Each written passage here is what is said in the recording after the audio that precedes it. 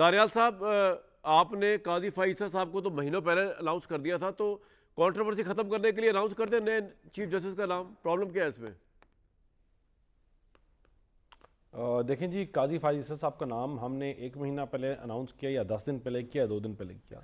ये गवर्नमेंट का प्रोग्रेटिव है कि किस टाइम पे करे। हमें कोई डिक्टेट तो नहीं कर सकता पॉलिटिकल पार्टी किस टाइम पे किया जाए, लेकिन यहाँ बात की आम आदमी के रिलीफ की। आप पाकिस्तान की हिस्ट्री उठाएं और मुझे बताएं कि ये मुल्क जब भी तारीखियों में था, जब भी दहशतगर्दी के बहरानों में था, जब भी ये मुल्क इकोनॉमिक क्राइसिस में था, तो हमने आके इसको निकाला।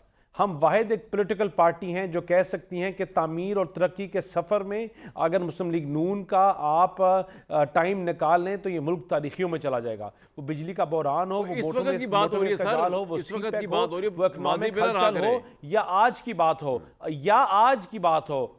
की बात जब आपकी शरह सूद कम हो रही है, जब आपकी इनकी जो मौत है वो इनकी मौत ये है कि आज इन्फ्लेशन सिंगल डिजिट में चली गई है, इनकी मौत ये है कि आटे की कीमत में कमी हुई है, इनकी मौत ये है कि फ्यूल की प्राइसेस में कमी हुई है। No doubt I would agree कि बिजली के बिलों का बहुत बड़ा इशू है, उसमें इवन तो हमने रिलीफ दिया है फिर भी है, लेकिन हम इंशाल्लाह उसको भी हल करेंगे। और आपको नजर आएगा कि इनकी सियासी मौत ये है कि अब ये तहरीक इंसाफ और इन लोगों की जो पाकिस्तान को कमजोर करने की बात करते हैं, जो 9 मई के मुजरिम हैं, जो पाकिस्तान को कमजोर करने की बात करते हैं हर प्लेटफॉर्म पे, कि आपको नजर आएगा कि जूं चीजें आगे बढ़ती जाएंगी, बेहतरी की तरफ बढ़ेंगी, इनकी और चीखें नजर आएंगी, ये और चीखेंगे और ये और कोशिश करेंगे। ये तो वो जमात है जो हाथ उठाकर दुआएं करती रही है कि पाकिस्तान डिफॉल्ट हो। आप कमजोर करने चले हुए भाई, मुझे समझ नहीं आ रहा आप लोग कौन लोग हैं तहरीक इंसाफ वाले?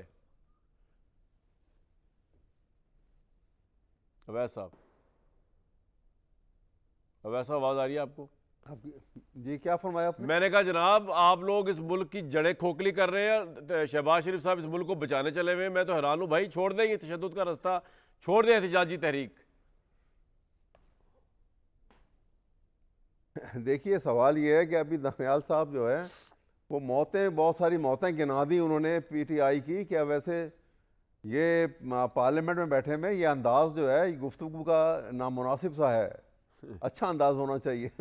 अच्छा। लेकिन बहरहाल गंडापुर साहब से तो अच्छा ही अंदाज है यार। वैसे बात यह है कि जो सूरत हाल है, वो तो गोली चला रहे भाई, बड़ी टैंक चला रहे हैं, बड़ा सीरियसली टेकअप करना चाहिए और सबको साथ जोड़ के बैठने वाले हालात पैदा हो रहे हैं। ठीक है, मैं समझ गया आपकी बात। और अगर ये खुद क्रिएट कर रहे हैं इस किस्म की, तो फिर इस मुल्क का जनाब मुल्क के, क्योंकि आपने जुडिशरी के स्ट्रॉन्ग, सुनिए, जुडिशरी के अगर स्ट्रॉन्ग पिलर को अगर आपने गिरा दिया, अगर आपने जुडिशरी के स्ट्रॉन्ग पिलर को इस तरह से खत्म किया और कमजोर करके गिरा दिया, तो लेकिन मसला ये है, मैं जल्दी एक चीज बता दूं, ये खड़ा नहीं रह पाकिस्तान की रियासत नाको नाक आई हुई इस वक्त। दहशतगर्दी के अंदर जो मुकदमे ज़ेर इल्तवा है उन्होंने तबाही फेरी हुई है।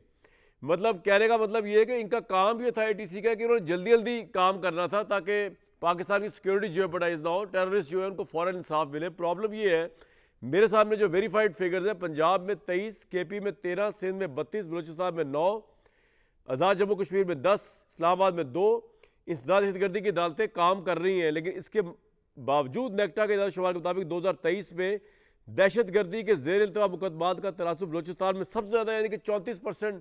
ना कोई गवाह आ रहा है, ना कोई उसमें पेशरफ्त हो रही है, ना कोई पेशिया हो रही है। KP में 32%, सिंध में 19, पंजाब में 8 इस वक्त जो है ज़ेर इल्तवा चल रहे हैं, जिससे पाकिस्तान की नेशनल सिक्योरिटी ऑब्वियसली जियोपर्टाइज होती है।